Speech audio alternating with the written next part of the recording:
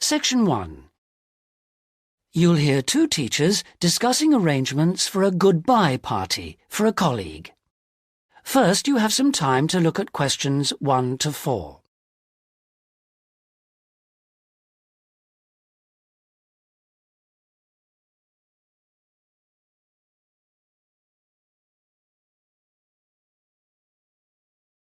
Now we shall begin. You should answer the questions as you listen because you will not hear the recording a second time. Listen carefully and answer questions 1 to 4.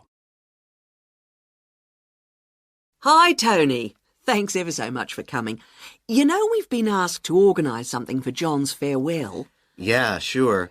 It's about time we started working out details. Exactly. We don't want to leave it so late that it's double the work.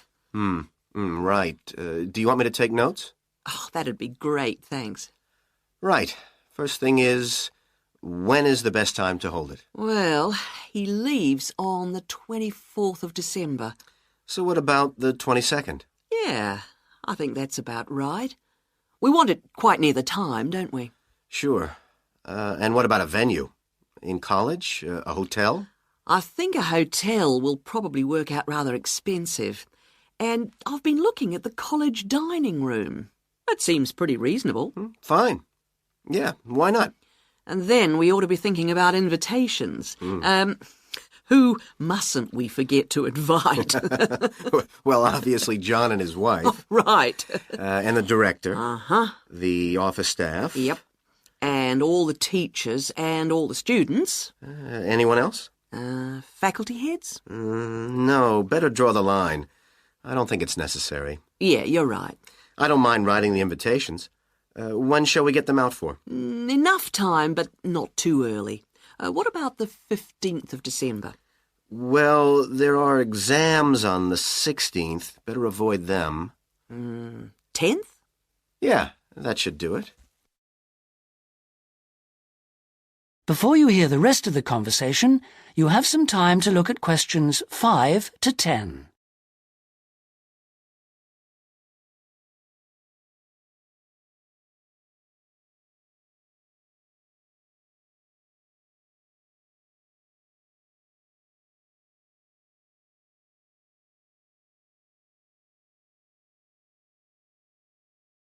Now listen and answer questions 5 to 10.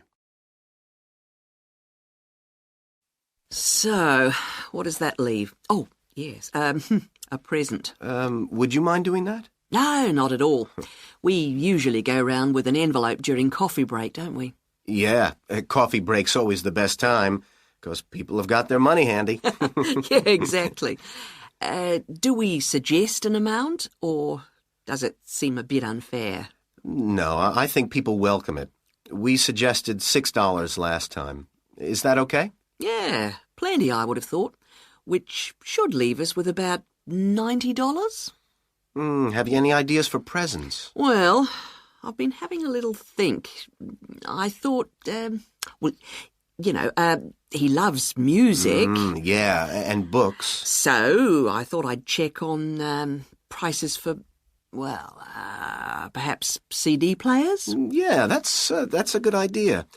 And also I thought maybe, a set of dictionaries. I heard him say he needed a good one. The other thing he was saying last week was that his computer printer had broken. No, I'd be really frightened about getting the wrong type. Okay, yeah. The other thing is something for the home. Gill suggested a coffee maker. Oh, yeah. I'll certainly find out what they cost. Okay. Have you got all that down? Yes. Now, we need to think a little more about the money. I know we've got a set amount from the social fund. Right. What does that cover? It's meant to cover the cost of the room. Yeah. And a certain amount for food. And also drinks? Oh, yeah, certainly. But will it be enough? What we've done in the past is to ask guests to bring some snacks. Right. We don't ask them to bring more drinks because we figure that's, that should come from the social fund. Okay. Anything else for the guests to bring? Well, some music, because there'll be a tape deck there in the room, and we can have some dancing later on. Anything else? Well, it's just a thought, but a couple of years ago we had a really good party where we set up, some simple games. Yeah, great. Wasn't it based on photos from the students and teachers? That's right. So we should ask the guests to bring photos. Okay, I'll put it on the invitations. Now, the last thing is, who shall we ask to do the speech? Don't you think it might be nice to have one of the students? Well, then the student leader? Yeah, much better than the director giving speeches again. Okay, then I'll ask her. Lovely. So, is that all? It looks like it. Great. Oh, thanks ever so much. That is the end of section 1. You now have half a minute to check your answers.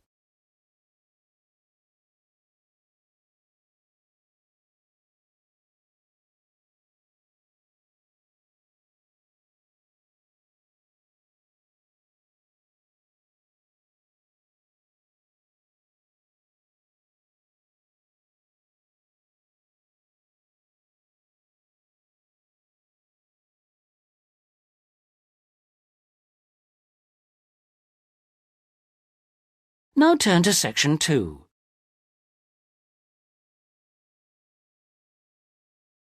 Section 2. You'll hear a pre-recorded message on the Travelite Travel Agency information line. First, you have some time to look at questions 11 to 15.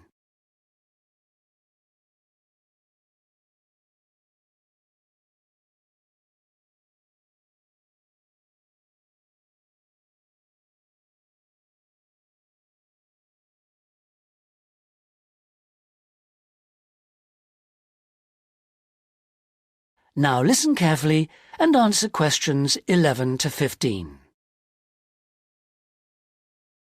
Thank you for calling the free Travelite Travel Agency information line.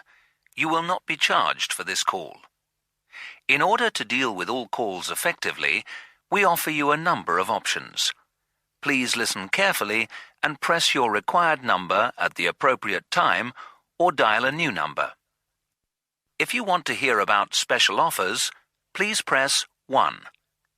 If you want to hear our latest price lists, please press 2. If you want to make a complaint, please press 3. If you want information about our new walking holidays, please press 4 now. Thank you for calling our Travelite Walking Holidays line. We have been offering a wide variety of walking holidays to suit all tastes for just 3 years, but already we have won 2 awards for excellence in this field. We offer guided walking tours to suit the discerning traveller in 12 different centres throughout the whole of Western Europe. We are planning to open our first centre outside this area in the coming year, so watch out for developments. But the pride of Travelite is the level of guidance and support we offer on our walks. All are planned in detail by our highly trained guides who all work in a variety of different Travelite locations, so we can guarantee standards. Each day we offer 3 separate walks catering for all skills and fitness levels. We also pride ourselves on our friendly service, particularly important for the increasing numbers of people who choose to holiday alone. Unlike almost all travel operators who happily charge large supplements for single rooms, we guarantee that no single client will pay more, even when only double rooms are available for them. And the day doesn't end with the return to base. After our dinner at communal tables designed to make all our guests feel part of a family atmosphere, entertainment is laid on nearly every night with tour leaders on hand to organise lectures, games, quizzes, and respond to any special request from guests. Before you hear the rest of the message, you have some time to look at questions 16 to 20.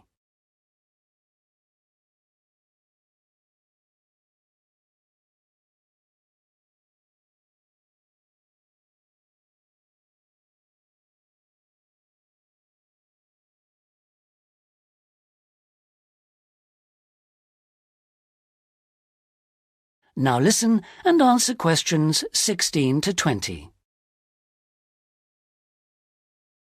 The following is a summary of costs and special inclusive offers on holidays for the coming summer.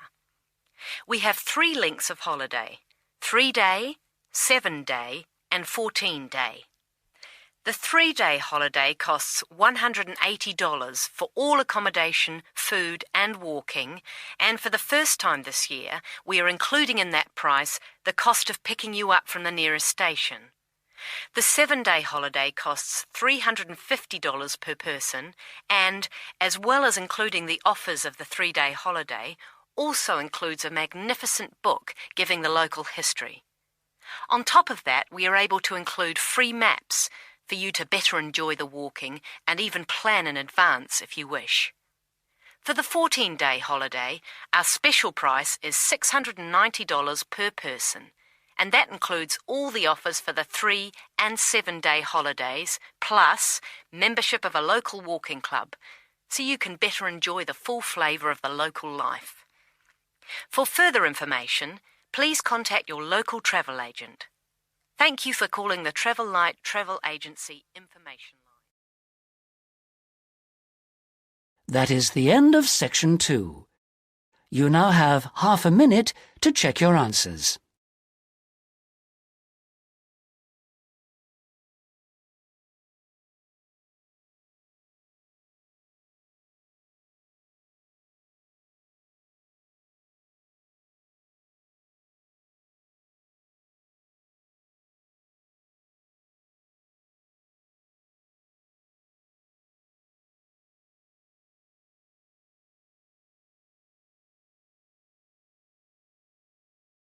Now turn to Section 3.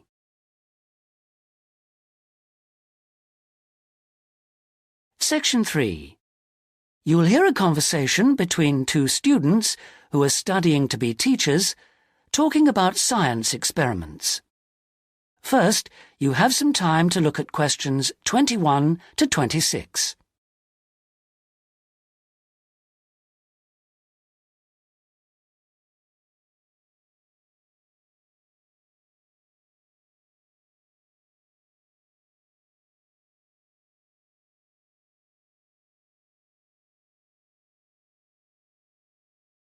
Now listen carefully and answer questions 21 to 26.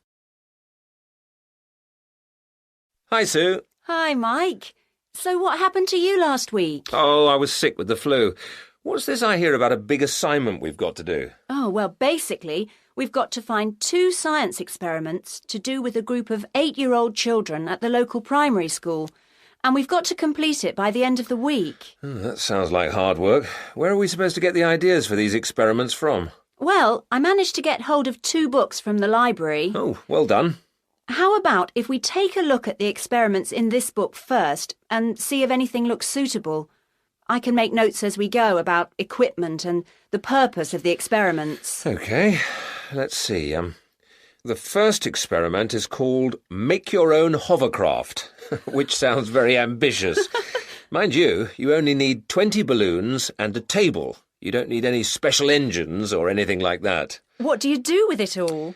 You blow up the balloons and you balance the table on them, upside down, of course, and the kids get to ride around on it. You know, the other kids sort of push them around the room. The main purpose is to show how hovercrafts work and how things hover around on just a cushion of air. OK, that doesn't sound too bad. OK, ready for number 2? Mm-hmm. Now, this one is called Unusual Measures of Lengths, and you basically use lots of paper clips. The kids go around the class measuring things, you know, how long the desk is and that sort of thing, and then they all compare their answers. And basically, because not all paper clips are the same length, they should come up with some strange answers. It's supposed to demonstrate the importance of having fixed units of measurement. Yeah, that's not bad. OK, now for number 3, you need rock salt or copper sulfate. Oh, I'm not sure about that. Well, just put down the rock salt then. Apart from that, you only need a jar of water. And basically you dissolve lots of salt into the water and watch the crystals form, So it basically teaches the kids about growing crystals. Yeah, I suppose it would be nice to grow something. Let's move on and have a look at number 4. OK, this one is called Spinning Colour Wheel. It looks like you get some cardboard and draw a circle on it, divide it into 6 equal segments and colour each one in, using different colours, then you thread a piece of string through the middle. So we'd need some string as well. Yes, sorry, and you spin the wheel around, and if you can get it spinning fast enough, hopefully the colours all merge and show up as white. Oh, I didn't know that. What's the principle behind it? Well, it's pretty elementary physics, really. It teaches them about how white light, or ordinary light, is made up. Well, that doesn't sound too bad. Now, there's only one more left in this book, isn't there? What does that one say? Well, it's another one where they'd get to make something. Sounds very interesting. You need quite a lot of equipment, actually. A hand drill, an old record, a pin or needle, some paper, and a bolt. Go on. What do they have to do? Well, they basically make a record player. The main idea is to teach them about recording sound, but hopefully they'd also see that you need motion and an amplifier to make the sound heard. OK, well, it does sound interesting. Shall we go through all of those again and decide if any of them are going to be suitable? Before you hear the rest of the conversation, you have some time to look at questions 27 to 30.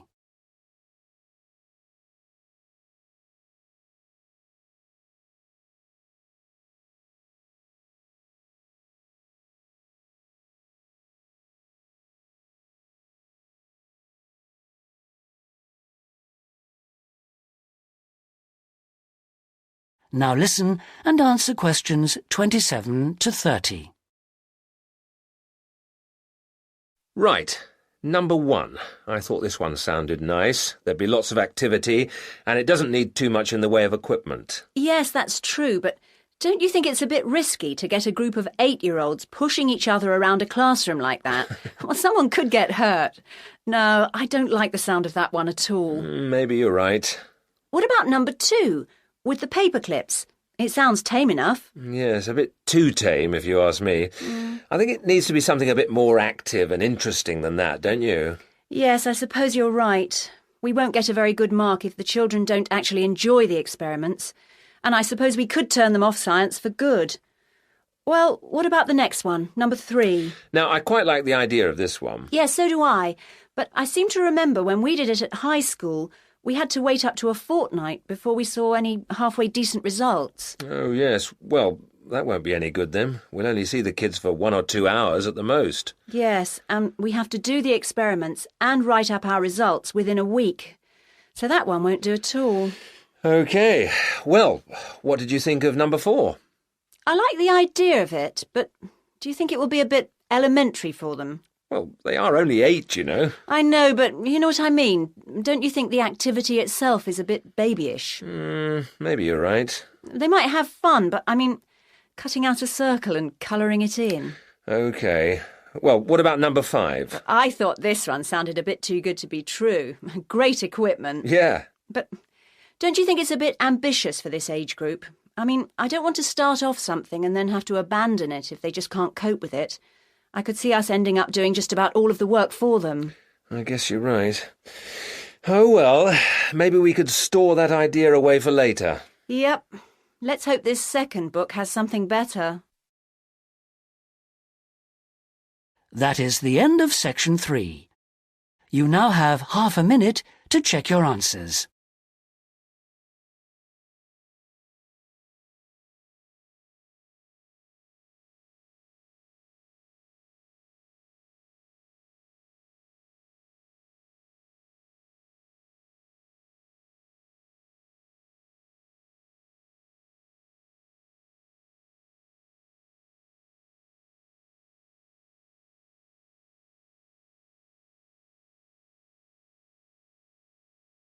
Now turn to section 4.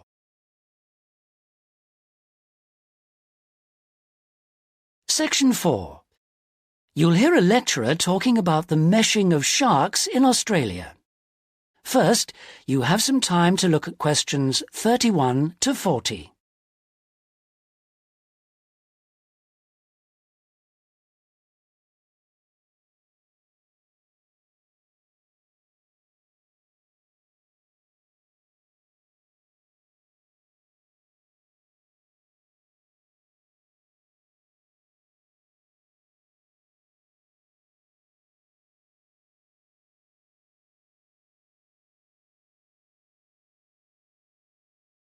Now listen carefully and answer questions 31 to 40. Today we're going to look at one of my favourite fish, the shark. As you know, sharks have a reputation for being very dangerous creatures, capable of injuring or killing humans. And I'd like to talk about sharks in Australia. Sharks are rather large fish, often growing to over 10 metres, and the longest sharks caught in Australia have reached 16 metres. Sharks vary in weight with size and breed, of course, but the heaviest shark caught in Australia was a white pointer. That weighed 795 kilograms. Quite a size. Sharks have a different structure to most fish. Instead of a skeleton made of bone, they have a tough, elastic skeleton of cartilage. Unlike bone, this firm, pliable material is rather like your nose and allows the shark to bend easily as it swims. The shark's skin isn't covered with scales like other fish. Instead, the skin's covered with barbs, giving it a rough texture like sandpaper. As you know, sharks are very quick swimmers. This is made possible by their fins, one set at the side and another set underneath the body, and the tail also helps the shark move forward quickly. Unlike other fish, sharks have to keep swimming if they want to stay at a particular depth, and they rarely swim at the surface. Mostly they swim at the bottom of the ocean, scavenging and picking up food that's lying on the ocean floor. While most other animals, including fish, hunt their prey by means of their eyesight, sharks hunt essentially by smell. They have a very acute sense of smell, and can sense the presence of food long before they can see it.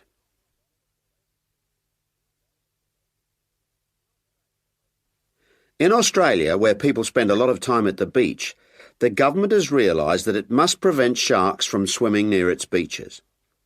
As a result, they've introduced a beach netting program. Beach netting, or meshing, involves setting large nets parallel to the shore. This means that the nets on New South Wales beaches are set on one day and then lifted and taken out to sea on the next day. When shark netting first began in 1939, only the Sydney metropolitan beaches were meshed. These beaches were chosen because beaches near the city are usually the most crowded with swimmers.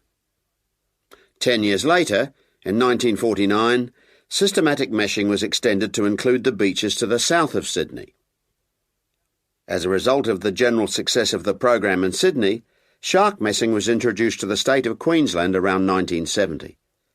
The New Zealand authorities also looked at it, but considered meshing uneconomical, as did Tahiti in the Pacific. At around the same time, South Africa introduced meshing to some of its most popular swimming beaches. When meshing began, approximately 1,500 sharks were caught in the first year. However, this declined in the years that followed, and since that time the average annual catch has been only about 150 a year. The majority of sharks are caught during the warmest months, from November to February, when sharks are most active, and when both the air and the ocean are at their maximum temperature. Despite quite large catches, some people believe that shark meshing is not the best way to catch sharks. It's not that they think sharks are afraid of nets or because they eat holes in them, because neither of these is true. But meshing does appear to be less effective than some other methods, especially when there are big seas with high rolling waves and strong currents, and anything that lets the sand move. The sand that's holding the nets down. When this moves, the nets will also become less effective. That is the end of section 4.